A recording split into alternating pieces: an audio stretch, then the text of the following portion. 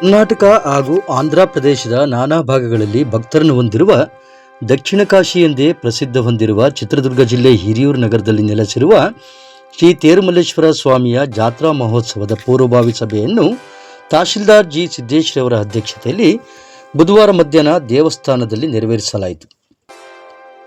ಸಭೆಗೆ ಕಂದಾಯ ಇಲಾಖೆಯ ಅಧಿಕಾರಿಗಳು, ಕೈವಾಡಸ್ಥರು, ಊರಿನ ಪ್ರಮುಖರು, ಅರ್ಚಕರು ಹಾಜರಿದ್ದ ವೇಳೆ ಜಾತ್ರಾ ಸಮಿತಿ ಆಯ್ಕೆ ಪ್ರಕ್ರಿಯೆಗೆ ಒಂದಷ್ಟು ಪರ ಹಾಗೂ ವಿರೋಧವೂ ವ್ಯಕ್ತವಾದ ಪ್ರಸಂಗ ನಡೆದಿದೆ.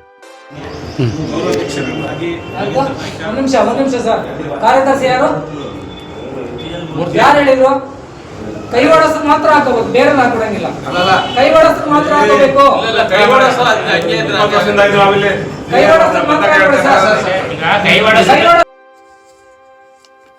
ಶ್ರೀ ಸ್ವಾಮಿಯ ಕಂಕಣ ಮಹೋತ್ಸವವು ಜನವರಿ 24ರಿಂದ ಫೆಬ್ರವರಿ 2ನೇ ತಾರೀಕಿನವರೆಗೆ ಧಾರ್ಮಿಕ ಪೂಜಾ ಉತ್ಸವಗಳು ನಡೆಯಲಿದ್ದು, ಫೆಬ್ರವರಿ 3ನೇ ತಾರೀಕು ಮಗಾ ನಕ್ಷತ್ರದಲ್ಲಿ ಶ್ರೀ ಸ್ವಾಮಿಯ ಬ್ರಹ್ಮರಥೋತ್ಸವ ನಡೆಯಲಿದ್ದು, 5ನೇ ತಾರೀಕು ಕರ್ಪೂರದ ಆರತಿ ನಡೆಯುವ ಬಗ್ಗೆ ಸಭೆಯಲ್ಲಿ ಸರ್ವಾನುಮತದಿಂದ ಒಪ್ಪಿಗೆ ಆಗಿರುವಂತೆ ಜಾತ್ರಾ ಸಮಿತಿ ಅಧ್ಯಕ್ಷರಾಗಿ ಎಚ್.ಎಸ್. ಅನಿಲ್ ಕುಮಾರ್, ಗೌರವಾಧ್ಯಕ್ಷರಾಗಿ ಸತ್ಯನಾರಾಯಣ ಮೂರ್ತಿ, ಎಚ್. ವೆಂಕಟೇಶ್, ನಾಗೇಂದ್ರ ನಾಯ್ಕ್ ಹಾಗೂ ಉಪಾಧ್ಯಕ್ಷರಾಗಿ ಜಗದೀಶ್ ಭಂಡಾರಿ, ಜಂಟಿ ಕಾರ್ಯದರ್ಶಿಗಳಾಗಿ ಹಿರಿಯ ಪತ್ರಕರ್ತರಾದ ಎಚ್.ಸಿ. ರುದ್ರಮುನಿ, ಜಿ.ಎಲ್. ಮೂರ್ತಿ ಇವರುಗಳು ಸರ್ವಾನುಮತದಿಂದ ಆಯ್ಕೆಯಾಗಿದ್ದು, ಪ್ರತಿ ವರ್ಷದಂತೆ ಈ ವರ್ಷವೂ ಕೂಡ ತುಂಬ ಅದ್ಧೂರಿಯಾಗಿ ಜಾತ್ರಾ ಮಹೋತ್ಸವವನ್ನು ನಡೆಸುವಂತೆ ಹಾಗೂ ಒಂದಷ್ಟು ದೇವಸ್ಥಾನ ಜೀರ್ಣೋದ್ಧಾರ ಹಾಗೂ ಅಭಿವೃದ್ಧಿಪಡಿಸುವ ಬಗ್ಗೆ ತೀರ್ಮಾನದಂತೆ ಗೌರವಾಧ್ಯಕ್ಷರಾಗಿ ಆಯ್ಕೆಯಾದ ಮಾಜಿ ಜಿಲ್ಲಾ ಪಂಚಾಯತ್ ಸದಸ್ಯರಾದ ಆರ್. ನಾಗೇಂದ್ರ ನಾಯ್ಕರವರು 5 ಲಕ್ಷ 1 ರೂಗಳನ್ನು ನೀಡುವುದಾಗಿ ಸಭೆಯಲ್ಲಿ ತಿಳಿಸಿದ್ದಾರೆ.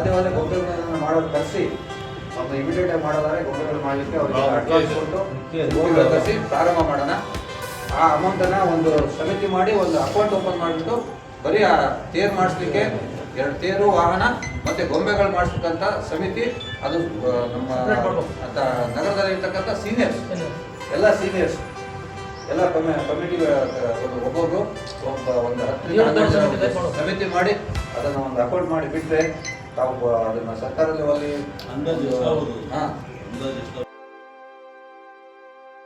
ಇದೇ ವೇಳೆ ನಗರಸಭೆ ಪೌರಾಯುಕ್ತರಾದ ಎ. ವಾಸಿಂರವರು ಹಾಗೂ ಕೈವಾಡಸ್ಥರು, ಸಾರ್ವಜನಿಕರು, ನಗರದ ಪ್ರಮುಖರು ಉಪಸ್ಥಿತರಿದ್ದರು.